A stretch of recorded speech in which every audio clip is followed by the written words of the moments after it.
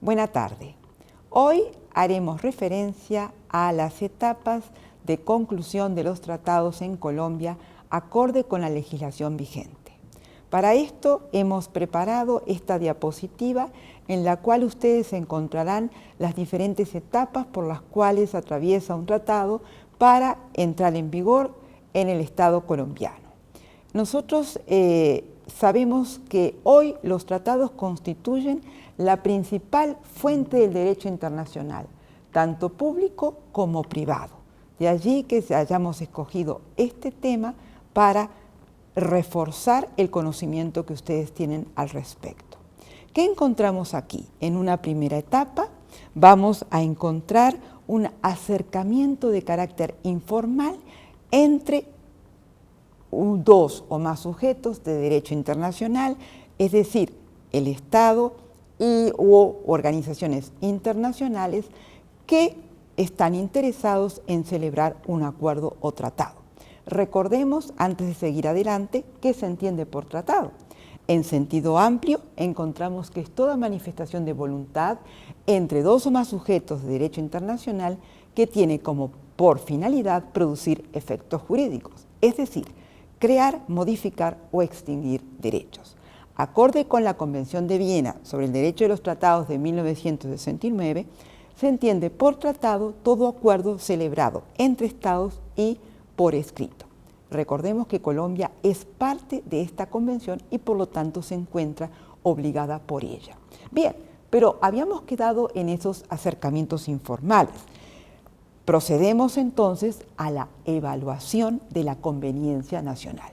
Y allí me voy a referir a los artículos de la Constitución Política de Colombia relacionados con estas etapas, es decir, las negociaciones, el inicio de las negociaciones informales y luego la evaluación de la conveniencia, que está en manos del presidente de la República, acorde con el artículo 189, numeral 2, a quien dirige las relaciones exteriores y tiene además la responsabilidad de negociar los tratados de Colombia con otros estados u organizaciones internacionales.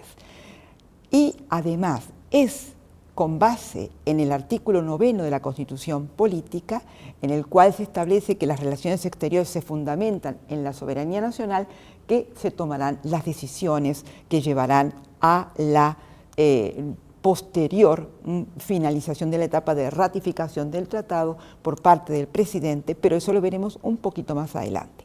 Quedémonos en ese momento de evaluación de la conveniencia nacional. Se inicia a partir de allí lo que se denominan rondas de negociaciones, es decir, aquellos encuentros donde los interesados, los negociadores, que puede ser el presidente, pero que debido a sus múltiples compromisos, por lo general va a delegar en funcionarios plenipotenciarios, es decir, munidos de plenos poderes, que se entienden como aquellos documentos que acreditan la calidad de tal de esos funcionarios que representarán entonces al presidente en esa etapa de negociación y posterior redacción y revisión del texto, quedando listo para la firma del presidente. En el caso de que el presidente no lo firme y lo firme un funcionario plenipotenciario, pues luego deberá confirmarlo. Una vez que tenemos ya el tratado firmado, acorde con lo que establece la Constitución Política de Colombia, en el artículo 150, numeral 16, se someterá al Congreso de la República para su aprobación o improbación. Es fundamental tener presente que el Congreso no puede hacer modificaciones al texto, puede sí formular reservas. ¿Y qué es una reserva? Es una declaración unilateral de voluntad por la cual se persigue modificar efectos jurídicos de determinadas disposiciones del tratado. Una vez que tenemos aprobado el tratado por el Congreso de la República, la ley aprobatoria se somete a la sanción presidencial. Sancionada la ley aprobatoria por parte del presidente de la República, y acorde con lo que establece la Constitución Política, se somete al control de constitucionalidad o control de exequibilidad por parte de la Corte Constitucional. ¿Qué le corresponde hacer en este caso a la Corte Constitucional? Es revisar desde el punto de vista formal y material si la ley aprobatoria y el tratado están acorde con las disposiciones constitucionales. Y veamos cuáles son esos escenarios que pueden darse a partir de esta etapa. Pues el mejor de los escenarios es que la Corte declare el tratado y la ley aprobatoria exequibles. Queda la vía expedita al presidente de la República para que proceda a ratificar el tratado. Pues bien, la Corte puede determinar que un artículo de ese tratado sea inexequible. ¿Qué puede hacer allí el presidente? Puede ratificar el tratado bajo reserva de ese artículo, pero atención, siempre y cuando el tratado admita reservas o que ese artículo que la Corte haya declarado inexequible esté dentro de ese grupo a los cuales se les pueda formular una reserva. De lo contrario, pues quedará allí el tratado sobre la mesa de la oficina del presidente de la República. Ahora bien, el presidente también se pueden formular reservas si el tratado no ha expresado nada al respecto, acorde con la Convención de Viena sobre el derecho de los tratados, siempre y cuando no se contravenga el objeto y el fin de su texto. En el caso se preguntaban, bueno, ¿qué sucede si la Corte declara exequible el tratado y la ley aprobatoria y luego el presidente no procede a la ratificación? Pues allí el tratado no entrará en vigor para el Estado colombiano y el presidente no incurre en responsabilidad. Sigamos con el mejor de los escenarios. Queda la vía expedita para la ratificación del tratado por parte del presidente de la República. Pero tenemos que distinguir, primero, si es un tratado bilateral entre dos sujetos de derecho internacional, se procede al canje de instrumentos de ratificación.